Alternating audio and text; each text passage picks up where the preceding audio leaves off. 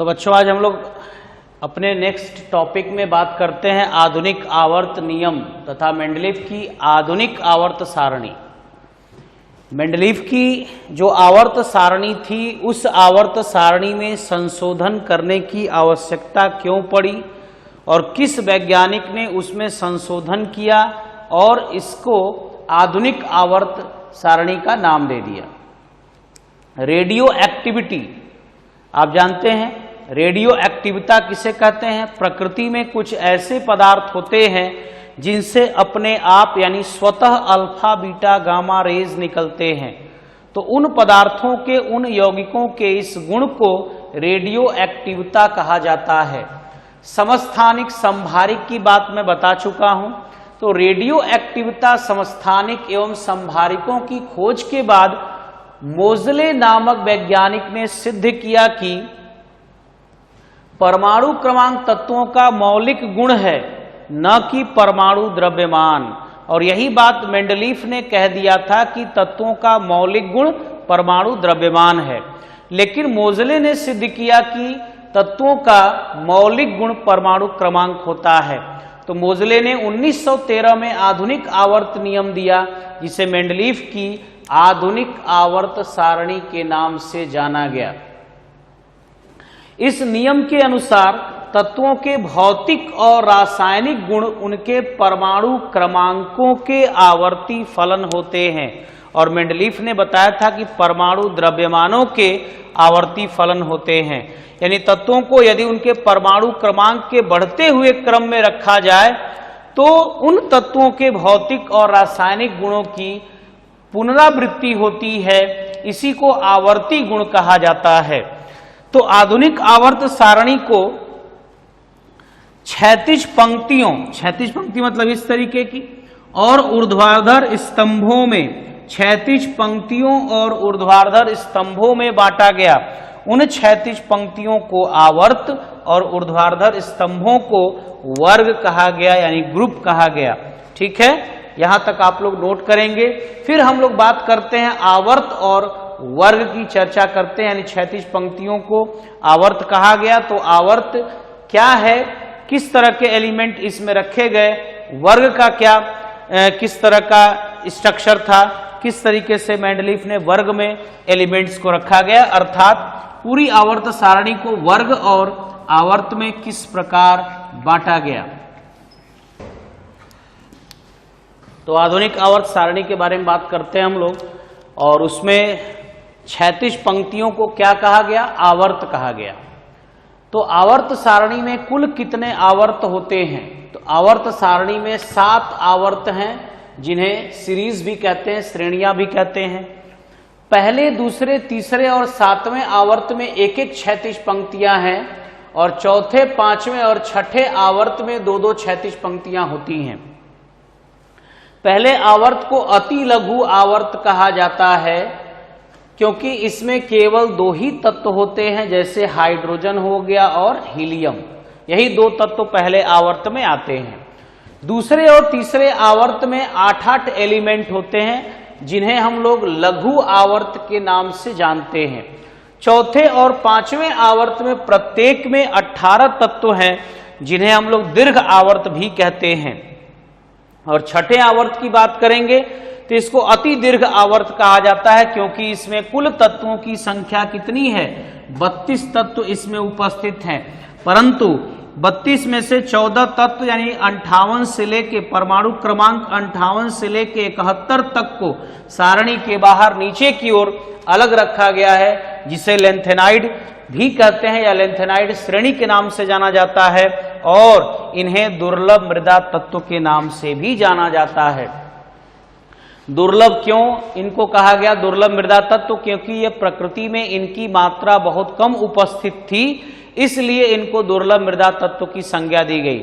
लेकिन अब इन्हें दुर्लभ मृदा तत्व कहना उचित नहीं है। लेकिन फिर भी अगर आपसे पूछा जाए कि दुर्लभ मृदा तत्व कौन है, तो इन्हीं के बारे में बताना होगा कि जो F ब्लॉक के तत्व होते हैं, लेंथेनाइड और एक्टिनाइड, इन्हीं को दुर्लभ मृदा तत्व कहा जाता है। ठीक है, नोट करेंगे बच्चों इसको।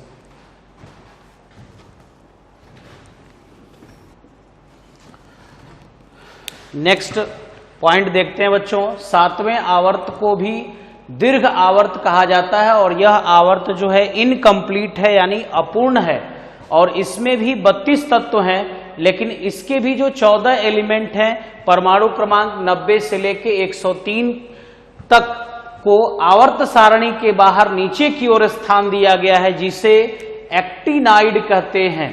जैसे छठे आवर्त में भी कुल 14 तत्व 58 से लेकर के 103 को आवर्त सारणी के बाहर नीचे की ओर रखा गया, जिसे लेंथेनाइड कहते हैं, लेकिन इनको कहते हैं एक्टिनाइड।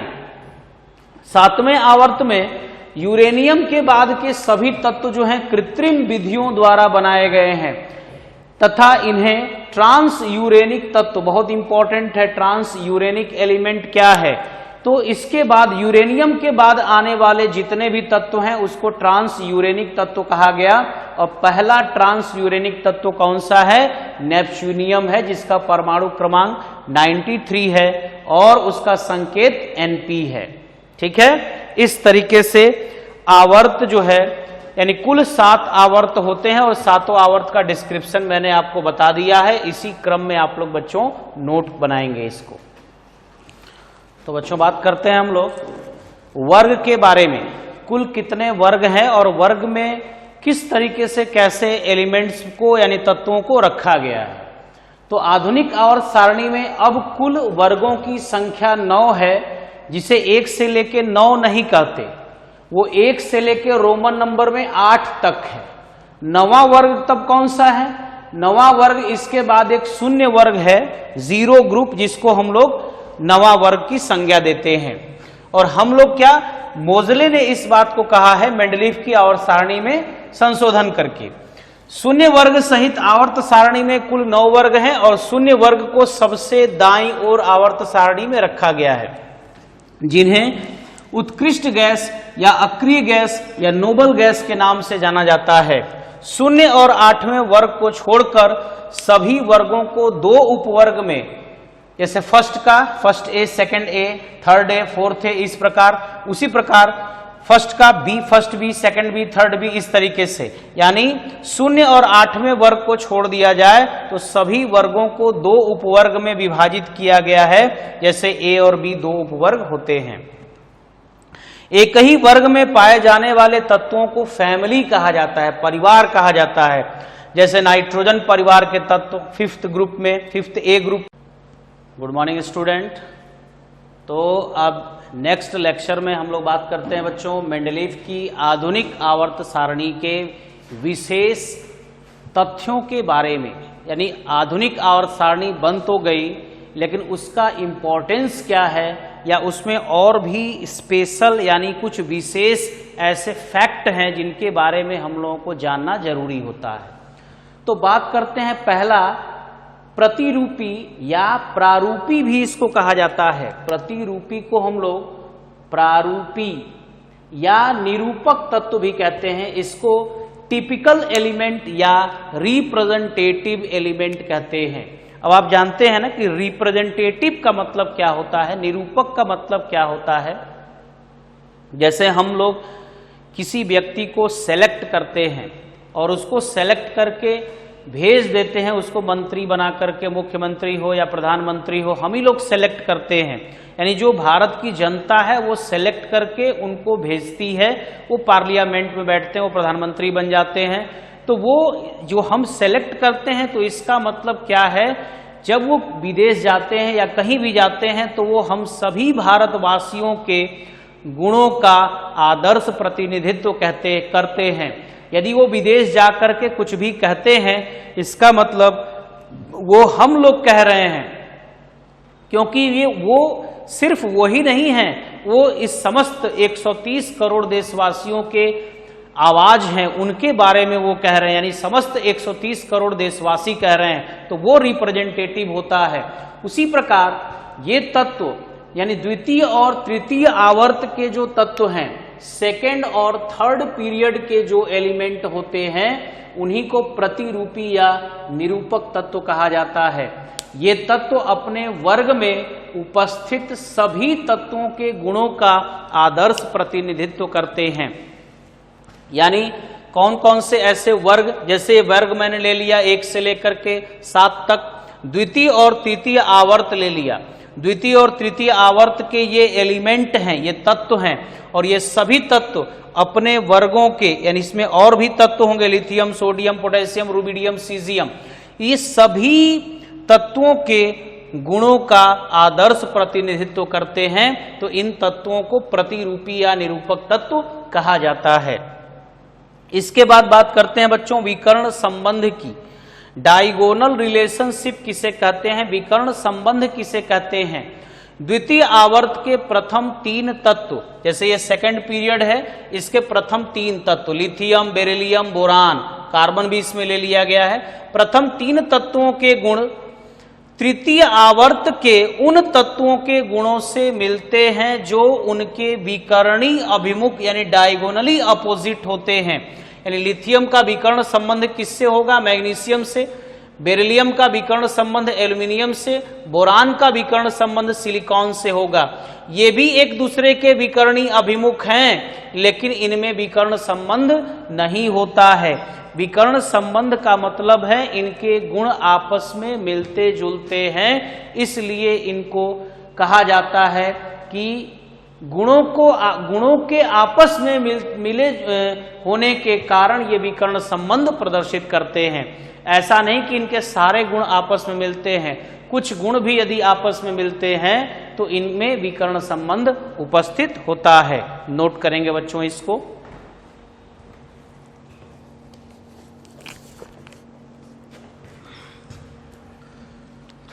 तो बच्चों अगले टॉपिक की बात करते हैं। सेतु तत्व यानी ब्रिज एलिमेंट किसे कहते हैं? तृतीय आवर्त में 1 से लेकर 7 वर्ग के तत्व जो होते हैं ब्रिज एलिमेंट कहलाते हैं। ये तत्व अपने वर्ग के सभी तत्वों के के बीच एक सेतु का यानी एक पुल का, ब्रिज का कार्य करते हैं। इनके गुण अपने वर्ग के दोनों उपवर्गों के तत्वों से मिलते जुलते हैं। जैसे देखिए 2 उपवर्ग हमने ले लिया, फर्स्ट ए और फर्स्ट बी। तो फर्स्ट ए फर्स्ट बी में पुल का कार्य यानी सेतु का कार्य कौन कर रहा है? यहाँ पे सोडियम। सोडियम जो है इन दोनों उपवर्गों के बीच सेतु का कार्य करता है, यानी इसका जो गुण है अपने यानी इनके समान भी और इनके समान भी, यानी कुछ इसकी प्रॉपर्टी इन दोनों के समान है, कुछ प्रॉपर्टी, ऐसा नहीं कि सारी प्रॉपर्टी इनकी मैच कर रही है। उसी प्रकार सेकंड ग्रुप की बात करेंगे तो सेकंड ग्रुप में आप जानते हैं सेकंड ए भी होता है, सेकंड बी भी होता है। तो सेकंड ए और सेकंड बी के बीच मैग्नीशियम जो होता है वो ब्रिज का कार्य करता है, ब्रिज एलिमेंट उसको कहा जाता है। अर्थात मैग्नीशियम का गुण सेकंड ए ग्रुप और सेकंड बी दोनों ग्रुप से मिलता जुलता है, इसलिए मैग्नीशियम यहां पे सेतु तत्व का कार्य करता है।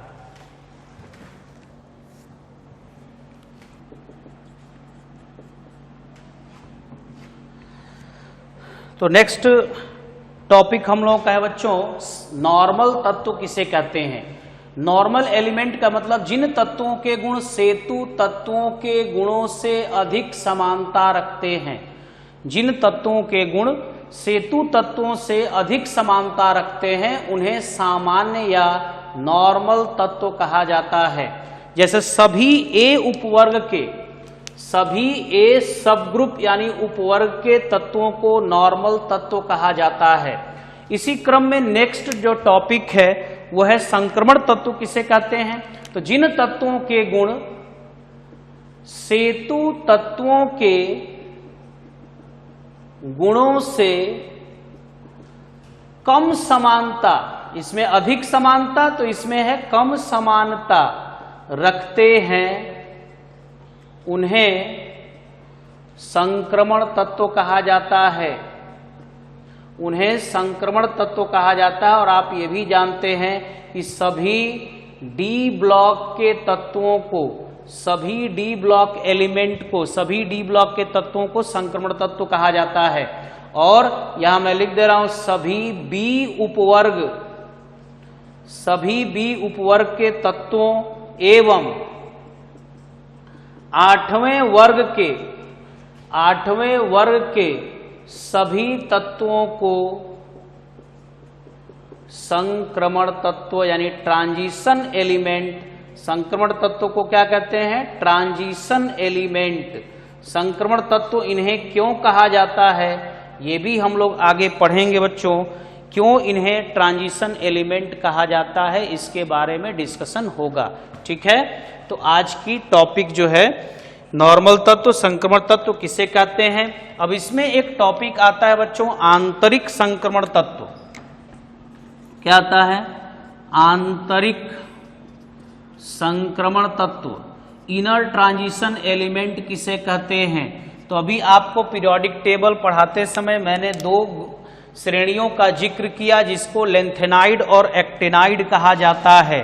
तो आंतरिक संक्रमण तत्व में यही याद रखना है कि सभी F ब्लॉक के तत्वों को आंतरिक संक्रमण तत्व कहा जाता है। आंतरिक संक्रमण तत्व कहा जाता है। इनको दुर्लभ मृदा तत्व भी कहा जाता है, यानी एक्टिनाइड या लिख सकते हो लेंथेनाइड तथा एक्टिनाइड। लेंथेनाइड तथा एक्टिनाइड संक्रमण तत्व होते हैं, ठीक है। तो जितना भी टॉपिक बताया गया उसको मेंडलीफ की आवर्त सारणी के ये मुख्य तथ्य थे, इसको आप लोग ध्यान से नोट्स बनाएंगे इसका, फिर इसी के हिसाब से आगे बढ़ेंगे हम लोग आवर्त सारणी के नेक्स्ट लेक्चर में हम लोग, ठीक है। That's all. तो तत्वों के आवर्ती वर्गीकरण में अगला टॉपिक हम लोग बच्चों पढ़ते हैं। सेकंड लेक्चर आपका चल रहा है ये, और इसमें अगला टॉपिक है मेंडलीफ की आधुनिक आवर्त सारणी की उपयोगिता क्या है, क्या इंपॉर्टेंस है इस सारणी का, और इसका ड्रॉबैक क्या है, इसका दोष क्या है, ये दोनों पढ़ना है। मैंने हेडिंग डाला हुआ है लेकिन आप लोगों को बच्चों नोट्स इसके अंतर्गत भी बनाने हैं। और चूंकि ये 10th क्लास का टॉपिक है और आप लोग इसको पढ़ चुके हो अच्छे से, ये मैं जानता हूं, दोबारा आपको इसको एक तरह से रिवीजन के तौर पर लेकर के पढ़ना है। तो क्या इनका पहला उपयोगिता है? पहला उपयोगिता है कि अध्ययन में सुविधा। आधुनिक आवर्त सारणी जो मोजले ने बनाया उसकी सबसे पहली उपयोगिता यही है कि अध्ययन करने में सुविधा प्राप्त हुई। कौन सा तत्व किस प्रकार कहां रखा जाना चाहिए ये डिसाइड किया मेंडलीफ ने, और फिर मोजले ने उसमें संशोधन करके तो तत्वों को अध्ययन करने में सुविधा प्राप्त होगी। सबसे पहली बात यह है। दूसरा, नए तत्वों की खोज और उनके गुण। आवर्त सारणी में जगह जगह स्थान खाली छोड़े गए थे, जिसके वजह से जो नया तत्व खोज हुआ, नया तत्व खोजने की पहले तो प्रवृत्ति विकसित हुई और उनके गुणों के बारे में जानने की प्रवृत्ति भी विकसित हुई। तो नए तत्वों की खोज करने की और उनके गुणों के बारे में जानने की टेंडेंसी यहां पर विकसित होती है। इस सारणी का यह दूसरा फैक्टर है। तीसरा है परमाणु द्रव्यमानों का संशोधन। जो परमाणु द्रव्यमान मेंडलीफ की मूल आवर्त सारणी में सिस्टमेटिक नहीं थे, उसमें संशोधन किया गया और इसमें बताया गया था कि मेंडलीफ की मूल आवर्त सारणी का जो आधार था वो परमाणु द्रव्यमान था, जबकि मोजले ने संशोधन करके बताया कि इसका मूल आधार परमाणु द्रव्यमान न होकर के क्या है, परमाणु क्रमांक होता है। अब नेक्स्ट बात करते हैं संयोजकता में संशोधन। बैलेंसी में इसके द्वारा क्या था कि दोनों ग्रुप को एक साथ रख दिया गया था, तो संयोजकता भी इसकी प्रभावित हो रही थी। तो संयोजकता में भी संशोधन करने का अवसर प्राप्त हुआ जब ये सारणी बनी तब। लेकिन कोई भी चीज यदि बनती है तो उसके गुण भी होते हैं और बहुत सारे उसके दोष भी होते हैं। उन दोष क्या उनके दोष थे, और दोष जब पता चलते हैं तभी उन दोषों का निवारण भी होता है।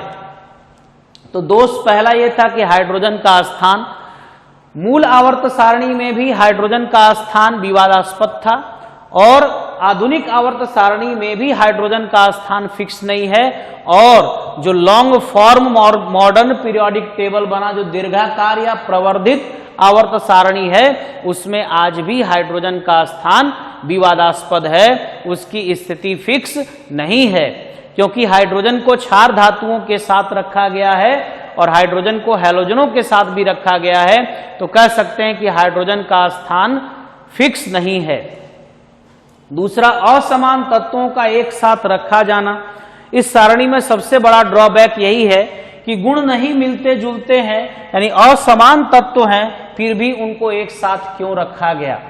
समान तत्वों को अलग रखा जाना, एक ही प्रॉपर्टी के एलिमेंट है, एक ही तरह के गुण वाले तत्व हैं, तो उनको समान तत्वों को अलग अलग क्यों रखा गया, एक साथ क्यों नहीं रखा गया, ये भी इसका बड़ा एक अवगुण है, यानी दोष है। और लास्ट जो है दोष, वो लेंथेनाइड और एक्टिनाइड तत्वों का स्थान, जो कि आज भी फिक्स नहीं है, वो भी उसी तरीके से है। तो ये भी मेंडलीफ की आधुनिक आवर्त सारणी का सबसे बड़ा दोष होता है। तो जब मेंडलीफ की आधुनिक आवर्त सारणी मोजले के द्वारा दी गई, तो बोर ने भी फिर उसमें थोड़ा सा संशोधन किया और संशोधन करके दीर्घाकार या प्रवर्धित आवर्त सारणी का निर्माण हुआ। इस सारणी में तत्वों को उनके परमाणु क्रमांकों के बढ़ते हुए क्रम में इस प्रकार रखा गया है कि बाह्यतम कोश के समान इलेक्ट्रॉनिक विन्यास वाले तत्व एक ही ऊर्ध्वाधर कॉलम, ऊर्ध्वाधर कॉलम का मतलब यहाँ पे वर्ग है, में आते हैं और उनके गुणों में समानता पाई जाती है। इस सारणी की ये विशेषता भी आप कह सकते हैं या इसका गुण भी कह सकते हैं। संक्षिप्त वर्णन करें यदि इस सारणी का, तो कहेंगे कि इस आवर्त सारणी में 7 क्षैतिज कॉलम है। इन 7 क्षैतिज कॉलम को हम लोग पीरियड कहते हैं, यानी आवर्त कहते हैं, और 18 ऊर्ध्वाधर कॉलम हैं। ऊर्ध्वाधर कॉलम को क्या कहते हो, वर्ग, यानी ग्रुप के नाम से जानते हो। तो इस आवर्त सारणी में 7 क्षैतिज कॉलम, जिसको आप कहते हो आवर्त, और इसमें 18 ऊर्ध्वाधर कॉलम है, जिसको हम लोग कहते हैं बच्चों वर्ग। प्रत्येक आवर्त एक नई मुख्य क्वांटम संख्या, और ये क्वांटम संख्या क्या है, आप परमाणु संरचना में बच्चों पढ़ चुके हैं। नई मुख्य क्वांटम संख्या, मुख्य क्वांटम संख्या को, प्रिंसिपल क्वांटम नंबर को स्मॉल n से प्रदर्शित किया जाता है कि बाह्यतम कोश में इलेक्ट्रॉन भरना शुरू होने के साथ शुरू होता है और बाह्य कोश पूर्ण होने के साथ आवर्त जो है वो कंप्लीट हो जाता है, पूर्ण हो जाता है। तो इस प्रकार दीर्घाकार आवर्त सारणी की बात हम लोग करते हैं। अब इस दीर्घाकार आवर्त सारणी में वर्गों का विवरण क्या है, आवर्तों का विवरण क्या है, मेनली इसमें वर्गों का विवरण हम लोग पढ़ते हैं बच्चों, ठीक है।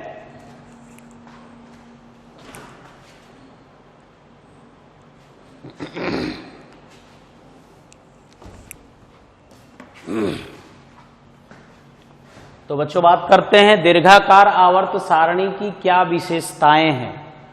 तो वर्गों का विवरण यहां हम बता देते हैं, आवर्तों का विवरण आप लोग खुद से करोगे। इसको नोट्स में आप लोग बना लोगे, बहुत विशेष नहीं है कि आपको इससे बोर्ड के एग्जाम में क्वेश्चन पूछे जाएंगे, लेकिन यदि आता है आपके 11th क्लास में कि इनकी क्या विशेषता है तो इसमें आप लोग लिख सकते हैं। पहला इसमें पॉइंट देखिए, इस आवर्त सारणी में 18 ऊर्ध्वाधर कॉलम है। कितने कॉलम हैं? 18 ऊर्ध्वाधर कॉलम हैं, जिन्हें वर्ग, समूह, कुल या परिवार कहते हैं। फैमिली के नाम से भी जाना जाता है, पहले भी आप लोगों को बताया जा चुका है। इन 18 वर्गों को क्रमशः कैसे डिनोट करते हैं? First A, second A, third B, fifth B, 6 B, 4th B, 5th B, 6 B, 7th B, 8 में 3 होता है, 8, 9 और 10। First B, second B, third A, 4th A, 5th A, 6th A, 7th A तथा शून्य समूह होता है। ये सब कुछ बताने के बाद, इसके बाद जब अगला लेक्चर हम लोगों का आएगा तो उसमें मैं आपको आवर्त सारणी याद करने का तरीका, ट्रिक बताऊंगा किस प्रकार बच्चों आप लोग आवर्त सारणी को याद करेंगे। ठीक है, वर्ग, इसमें कुछ अपवाद को यदि छोड़ दिया जाए तो वर्ग के सभी तत्वों का इलेक्ट्रॉनिक विन्यास जो है समान होता है एक वर्ग में। वर्ग फर्स्ट ए तथा सेकंड ए का सामान्य इलेक्ट्रॉनिक विन्यास NS1 तथा NS2 होता है। Third A, fourth A, fifth A, sixth A, seventh A तथा 18 जिसको कहते हो शून्य समूह अक्रिय गैस का, इनका क्रमशः सामान्य इलेक्ट्रॉनिक विन्यास देखिए कैसा होता है। NH2NP1 ये थर्ड ए का होगा, NH2NP2 फोर्थ ए का होगा, NH2NP3 फिफ्थ ए का होगा, NH2NP4 सिक्स ए का होगा, NH2NP5 सेवेंथ ए का होगा और NH2NP6 ये आपका 18वें ग्रुप का होगा। कुछ अपवादों को छोड़ दिया जाए, जैसे हीलियम उसका NH2 होता है, उसको छोड़ दिया जाए तो बाकी सारे अक्रिय गैसों का यही सामान्य इलेक्ट्रॉनिक विन्यास होता है। अब आ जाते हैं डी ब्लॉक में भी वर्ग third B, fourth B, fifth B, six B तथा सेवेंथ बी। 8 में 8, 9, 10 के तत्वों का बाह्यतम कोष का जो इलेक्ट्रॉनिक विन्यास होता है वो NS1 होगा या NS2 होगा या NS0 हो सकता है, लेकिन इसके अंदर वाली कोषों का N-1S2, N-1P6 और N-1D10 होता है। और इसी क्रम में बच्चों आप लोग लेंथेनाइड और एक्टिनाइड के भी गुणों का ध्यान रखेंगे और उसकी भी बातें करेंगे। ठीक है, उसको आप लोग अपने से लिखेंगे, लेंथेनाइड और एक्टिनाइड की जो भी प्रॉपर्टी है। ठीक है, तो बच्चों इसके बाद आप लोग आवर्त के बारे में खुद से लिखेंगे। वर्ग के बारे में मैंने बताया, आवर्त के बारे में आप लोग लिखेंगे। ये पूरी आवर्त सारणी जो दीर्घाकार आवर्त सारणी है, इसको 4 भागों में डिवाइड किया गया है। इसके 4 खंड होते हैं, 4 ब्लॉक होते हैं। पहला ब्लॉक होता है S ब्लॉक, दूसरा होता है P ब्लॉक, तीसरा होता है D ब्लॉक और चौथा होता है F ब्लॉक। इन चारों ब्लॉक के बारे में आप लोग खुद से नोट्स बनाएंगे। नेक्स्ट लेक्चर में मैं यही करूंगा कि आपको वो सारे ब्लॉक्स के बारे में मैं एक एक करके बताऊंगा और आवर्त सारणी को किस प्रकार याद करें ये बताऊंगा। ठीक है, यहां तक आप लोग नोट्स अपने से खुद से बनाएंगे। अब हम लोग बात करते हैं बच्चों जो तत्व हैं जिनका परमाणु क्रमांक 100 से ज्यादा है।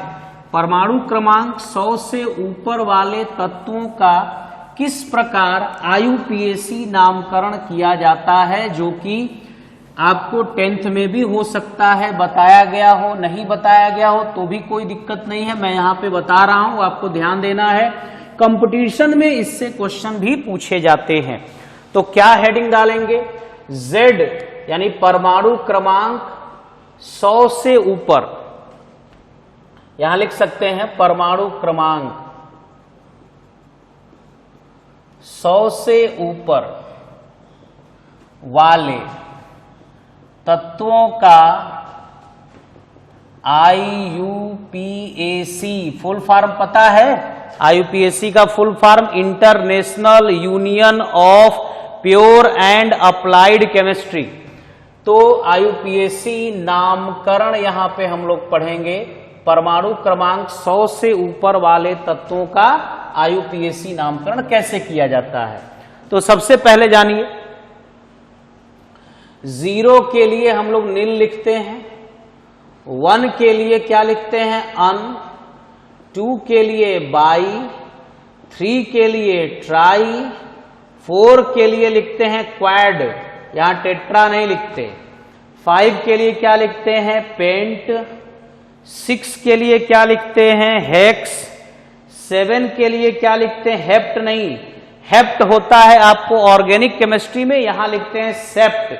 और 8 के लिए क्या लिखते हैं बच्चों? ऑक्ट। और 9 के लिए क्या लिखते हैं? N लिखा जाता है 9 के लिए। ठीक है, इसको N पढ़ते हैं। इसका सिंबल लिया जाएगा N, इसका सिंबल लिया जाएगा U, इसका B, इसका T, इसका Q, इसका P, इसका इसीलिए हेक्स है और ये सेप्ट कर दिया, क्योंकि हेप्ट अगर लिख दे दोनों का सिंबल मैच कर जाता, तो इसका S, इसका O और इसका सिंबल क्या होगा, E। तो यहां पर आपको ध्यान देना होगा सबके सिंबल क्या हैं, क्योंकि सिंबल के आधार पर ही नामकरण किया जाता है। देखिए कैसे नामकरण करेंगे। मान लीजिए किसी का परमाणु क्रमांक 108 है, 108 है, तो कैसे इसका नाम लिखा जाएगा। 1 को क्या लिखोगे, अन, 0 के लिए क्या लिखोगे, निल, और 8 के लिए क्या लिखोगे, ऑक्ट, अन निल ऑक्ट। और लास्ट में जोड़ना है आपको सफिक्स। लास्ट में सफिक्स क्या जोड़ना है, अंतिम में सफिक्स का मतलब होता है अनुलग्न, जिसे बाद में जोड़ा जाए उसे सफिक्स कहते हैं। अंतिम में सफिक्स अनुलग्न क्या जोड़ेंगे, IUM जोड़ दिया जाता है, IUM जोड़ देंगे। तो देखिए लास्ट में हो जाएगा IUM, तो हो जाएगा अननिल ऑक्टियम, इसका नाम हो जाएगा अननिल ऑक्टियम। और सिंबल क्या होगा, अन से लेंगे U, निल से लेंगे N और ऑक्टियम से लेंगे O, यानी इसका सिंबल हो गया UNO। चलिए नेक्स्ट 111 क्या बनेगा, 1 का क्या होगा, अन, फिर 1 का क्या होगा, अन, फिर अन और लास्ट में जोड़ेंगे IUM, तो नाम हो गया अनियम। सिंबल क्या बनेगा, U। इस तरीके से इसका सिंबल होगा। 112 का लिखना है तो कैसे लिखेंगे, अन बाई। अब देखिए 2 के लिए बाई, अब लास्ट में I ऑलरेडी पहले से जुड़ा हुआ है, तो इसमें फिर से IUM नहीं जोड़ेंगे, बस UM जोड़ देंगे, अन बाइयम। इसका सिंबल होगा UB, इस तरीके से लिखा जाएगा। 1 2 3, चलिए इसका लिखना हो तो क्या हो जाएगा, अन बाई, 3 का हो गया ट्राई और लास्ट में जोड़ देंगे UM, तो नाम हो जाएगा UBT। क्या होगा, UBT, अन बाई ट्राइयम। 100 मान लीजिए 16 का लिखना है तो अन हेक्स और लास्ट में जोड़ देंगे IUM, तो बनेगा क्या, अन हेक्सियम। क्या बनेगा, अन हेक्सियम को क्या लिखोगे, UUH। तो इस प्रकार किसी भी दिए गए परमाणु क्रमांक की नेमिंग कर सकते हैं। 101 का लिखना होगा तो कैसे लिखेंगे, अन निल, अन और लास्ट में जोड़ देंगे IUM, तो नाम हो जाएगा इसका अन निल अनियम। सिंबल क्या होगा, UNU, इसका सिंबल हो जाएगा। तो किसी भी प्रकार से हम लोग किसी भी तत्व का जिनका परमाणु क्रमांक 100 के ऊपर है, परमाणु क्रमांक 100 के ऊपर वाले तत्वों का IUPAC नामकरण इस विधि द्वारा किया जा सकता है। ठीक है,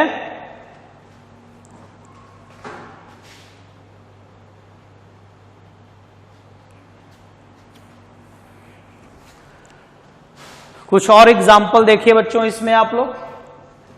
कुछ एग्जाम्पल जैसे मान लीजिए 120 का लिखना है, 120, 124, 103 का लिखना हो, 107 का लिखना हो, सबका नाम देखिए कैसे लिखेंगे, अन बाई नील और लास्ट में IUM, अन बाई नीलियम।